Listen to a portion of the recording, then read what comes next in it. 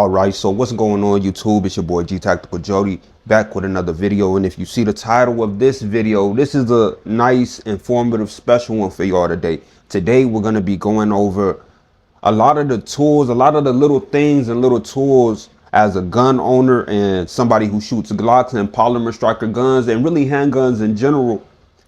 Some of the tools that's going to make your life just way easier at the range, when you're doing maintenance, and just all around. As being a gun owner, these tools help me every day that I go shooting, every day just being a gun owner all the time. So I got with me right now my little toolboxes, you know what I'm saying? And we're going to go through everything that I got that just make my life easier. First up, because this is a big one, we're going to start right here. We got a handy dandy Dremel. Along with that, we have sanding bits. Now, this tool right here has helped me a lot. What do I use a Dremel for? I use a Dremel for a lot of things. Let's talk about it real quick. So right here, I have my Glock Gen V 45.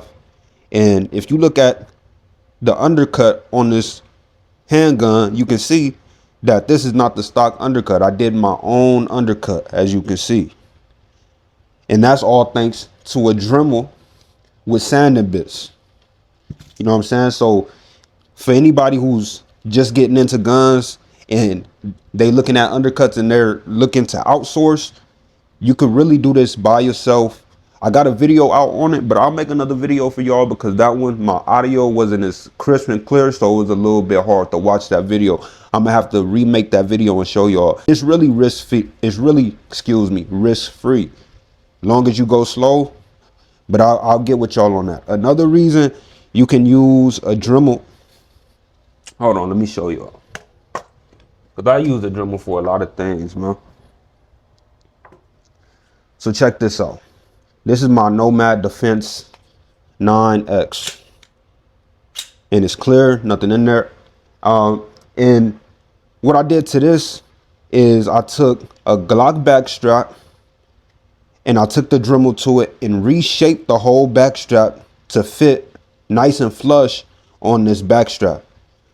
So, and then I wrapped it with some tape, and that's going to be the next thing we talk about. But I modded out this back strap. I wouldn't have been able to mod out a Glock back strap without a Dremel and sanded bitch. Y'all see where I'm going with this? So you can make a gun that might not fit in your hands, really fit in your hands, you know what I'm saying, just using a Dremel and maybe some of the stuff you already got laying around from some of your Glocks. So that's another good use of the handy dandy Dremel. I mean, other than that, you can also use your Dremel to like modify small parts inside of the gun, you know what I mean, like metal parts and things of that nature. But we'll probably get into more detail on that in a future video. Next up, what else we got over here? We're just gonna go through the whole box. Oh, okay, next up, let's talk about grip tape. And I'm gonna show y'all a couple different options that I have right here. So let's talk about grip tape. So this is a roll of stairwell tape right here. And this is basically like 50 to 80 grit sandpaper. And this helps me a lot because I use this on almost all my guns. Check this out. You guys already know Glocks, they have a nice grip texture, but it's definitely not the best. So I always, on all my Glocks, I cut up some of this and I stick it right here for my support hand. And that eliminates, this roll is so big, this has lasted me, what, over 2 years just off of this one roll, you know what I mean? So yeah, I stick this on all my Glocks. Look, I have it right here,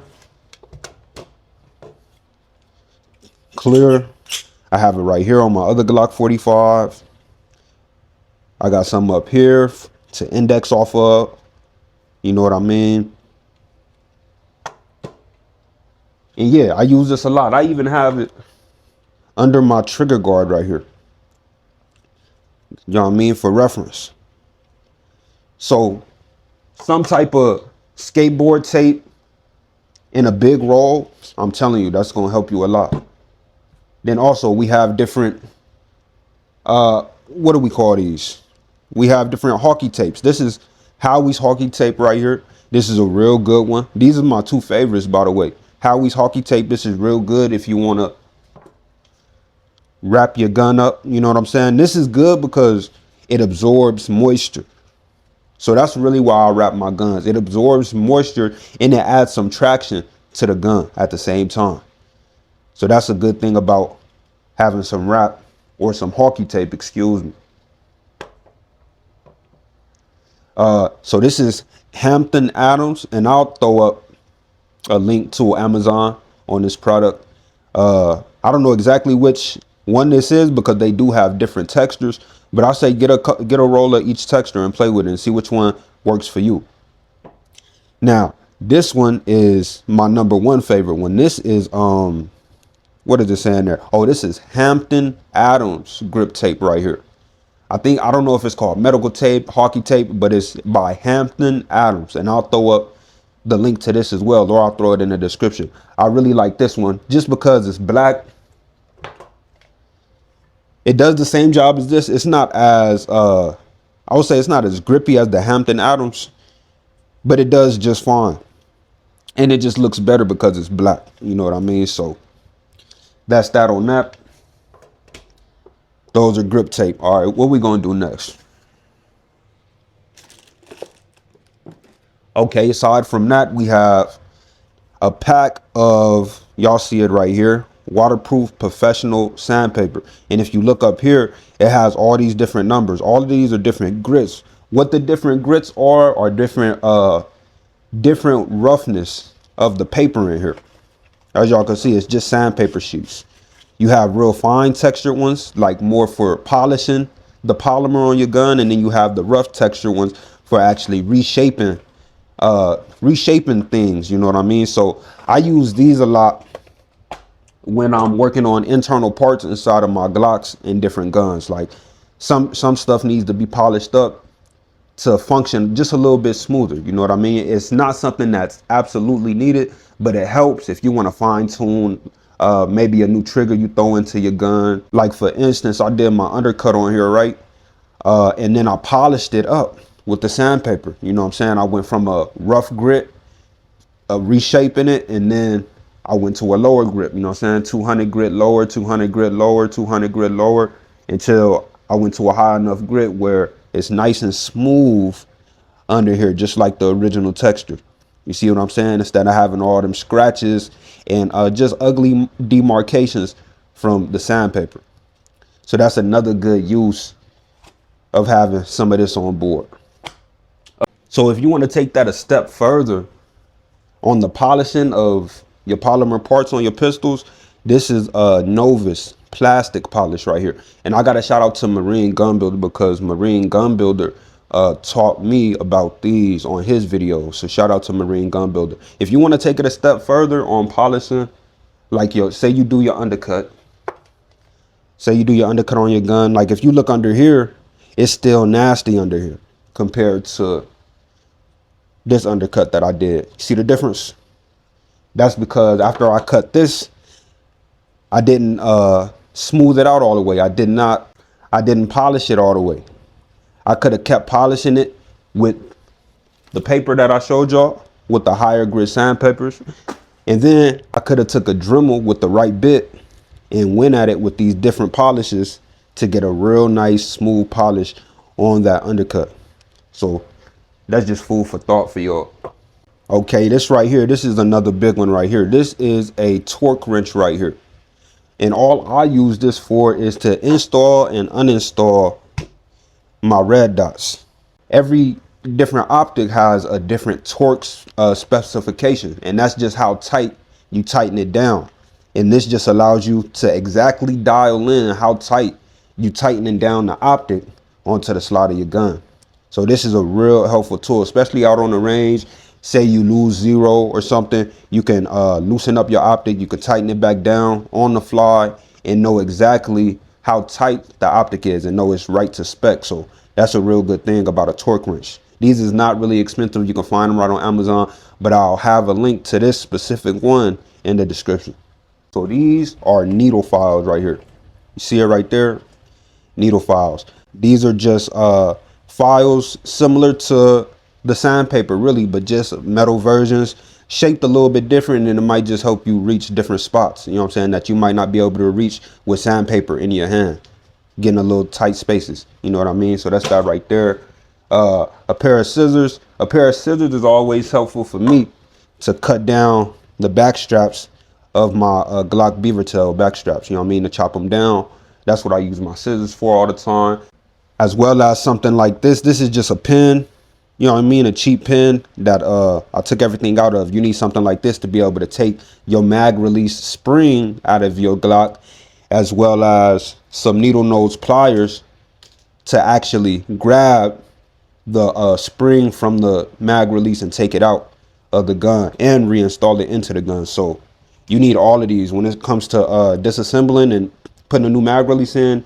You need all three of these right here. And then a Phillips screwdriver. You know, everybody has use for a Phillips screwdriver. You're gonna need this one day or another on something. So all right, that's all of that for that. Let's go left to right. So right here we just have different torque screws, or we have a torque screw. We have just different heads to screw different things, because like I know on my Smith & Wesson M&P 2.0, I needed this for something. I can't remember what it was, but something on the M&P used this style of this tool right here instead of using the torque that like the Glocks use for optics or something of that nature. So it's always good to just have different heads, different options when it comes to that. This is what they call a Glock tool right here. This is a cool little multi-tool right here. This is a channel liner install tool, so you can install your channel liner on your Glocks. And they got a couple different attachments. You have a channel liner remover right here, so you could take your channel liner out. Even though I haven't got this to work, I don't know why. I've never been able to take a channel liner out, but that's a topic for another day. And then you have a flat head as well as a Phillip head on here too. And then right here, this is something I really do use too. This is a X-Acto knife kit. These are just little fine blades. See what I'm saying? Little fine blades. They have all these different heads. I didn't use these on multiple occasions. One of my main reasons for using them is to reshape the grip tape when I throw it on here. So when I throw some sandpaper on here, I'll probably just throw a nice strip up there and then I'll cut it down, you know what I'm saying, just how I need it. So that's a real good use of the X-Acto knives right there. I also use the X-Acto knife to flush out the safety dingus on my Glock triggers, because anybody that know the Glock triggers, make sure we clear, the Glock triggers have that safety tab that protrudes out, you know what I mean? It could be uncomfortable to the finger. So I use the X-Acto knife to do a modification to flush this out so you don't even feel it when you fire in the gun. And if y'all want to know how to do that, I do have a video on that. You can look that up, or you can go to Johnny Glock's channel and search his channel. He also has a video on modifying your trigger safety tab on your Glock pistols. But yeah, that's another good use to have X-Acto knives. We got these last three. So right here, I have a Glock sight pusher tool. This right here is to install and uninstall Glock rear sights. So you throw your slide in this slot right here. You throw your slide in there. You know what I mean? You do your adjustments. Boom, boom, boom. So it locks the slide in place. And then you twist this. And you see that moving?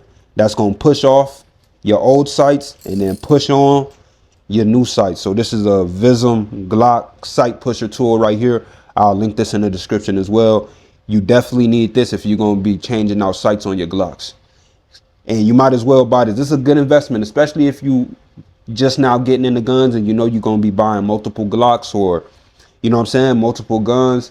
Look into a sight pusher or sight installer from different manufacturers. They make them for different guns, you know what I mean? But definitely look into that. That's a good one. And then last but not least, right here, we have a Glock front sight install and uninstall tool right here. So your front sight on your Glocks, get you a tool. This is all you need to uninstall and reinstall Glock front sights. All right, y'all, so that's most of the tools that I use as a pistol owner. So I hope this video was really helpful to y'all, because it's a lot of different things that I wish I knew when I first started out. I done acquired a lot of tools over the years, and I just want to share some of that wisdom, some of that knowledge with y'all, man. If y'all thought this was an informative and helpful video, let me know down in the comments. Give me a thumbs up, subscribe to the channel. But hey, I ain't want to overtalk it. It's your boy G Tactical Jody. I'll see y'all in the next one.